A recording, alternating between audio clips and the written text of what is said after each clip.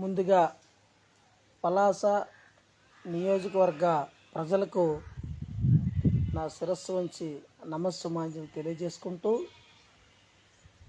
మీ ముందుకు social media ద్వారా సమాచారాలు ఇవ్వాలనుకుంటున్నాం. విషయం ఏమిటంటే, గత ప్రభుత్వ హయాంలో పలాస నియోజకవర్గానికి సంబంధించినటువంటి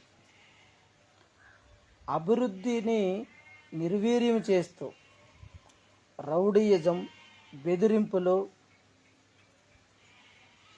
పలాస నియోజకవర్గానికి తెలుగుదేశం పార్టీ ఇన్ఛార్జిగా ఉన్నటువంటి శ్రీమతి గౌతు శిరీష గారిపై, గౌతు కుటుంబంపై అసభ్యంగా, అశ్లీలగా పోస్టులు పెడుతూ అవహేళన చేస్తూ కేవలం వాళ్ళ కుటుంబం మీదే తప్పుడు కేసులు పెట్టించి వేధించి వెంటాడినటువంటి శ్రీధర్ అప్పలరాజు గారు ఈరోజు చూడండి,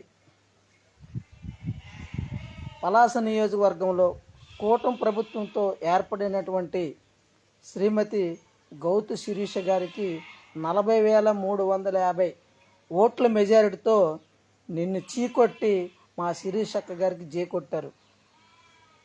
ఏదైతే ప్రజలు తీర్పిచ్చారో ఆ తీర్పుకు అనుకూలంగా పలాస నియోజకవర్గంలో ప్రతి గ్రామంలోనూ సీసీ రోడ్లు నిర్మాణం చేసినారు. అలాగే కేంద్ర విద్యాలయాలకు చేయూతనిచ్చి దాని నిర్మాణం త్వరలో చేయబోతున్నారు.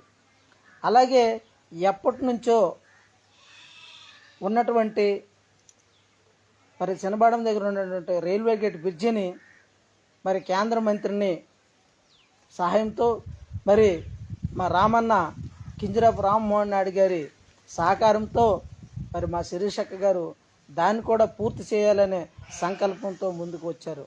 అలాగే ఈ నియోజకవర్గంలో ఎక్కడ చూసినా అభివృద్ధి ధ్యేయంగా ముందుకు నడుస్తున్నారు.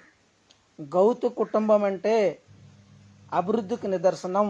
గౌతు కుటుంబం గౌరవమైన కుటుంబం అని నిరూపించుకోవడానికి తెలుగుదేశం పార్టీ కూటమి ప్రభుత్వం ఏర్పడిన 9 నెలల్లో చేసినటువంటి ఘన విజయమే. ఇక ముందు కూడా మరింత అభివృద్ధి పదంలోకి తీసుకెళ్లడానికి ఆమె సిద్ధంగా ఉందని కూడా ప్రతి ఒక్కరు కూడా తెలియజేసుకుంటున్నాను.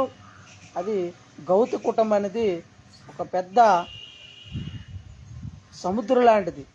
మీలాంటి వాళ్ళు ఏదో పార్టీలో ఉండి వచ్చిన తర్వాత రెట్ట వేసినంత అవహేళన అది. ఈవేళ ఆవిడ గారు ఎవరిని కూడా అవహేళన కానీ అలాగే ఇబ్బంది పెట్టే పరిస్థితి అయితే లేదు. కేవలం ఆవిడ పలాస నియోజకవర్గంలో అభివృద్ధి చేయాలి, ప్రజల మన్నన పొందాలి. ఆమె అదే చేస్తున్నారు.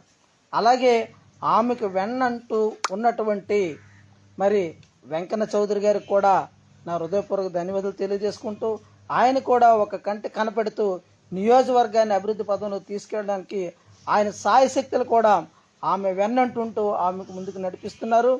మరి పలాస నియోజకవర్గంలో అయితే నేటికి 3 తరాలు స్వర్గీయ సర్దార్ గౌతు లచ్చన్న గారి కుమారులైనటువంటి గౌతు శివాజీ గారు కానీ, అలాగే శివాజీ గారికి కుమార్తె గౌతు లచ్చన్న గారికి మనవరాలైనటువంటి శ్రీమతి గౌతు శిరీష అక్క గారు కూడా పలాస నియోజకవర్గంలో అభివృద్ధి తీసుకెళ్లాలనే ధ్యేయంగా వెళ్ళాలి తప్ప కక్షలు ప్రతీకారాలకి ఆవిడ ఎప్పుడో నో చెప్పారు.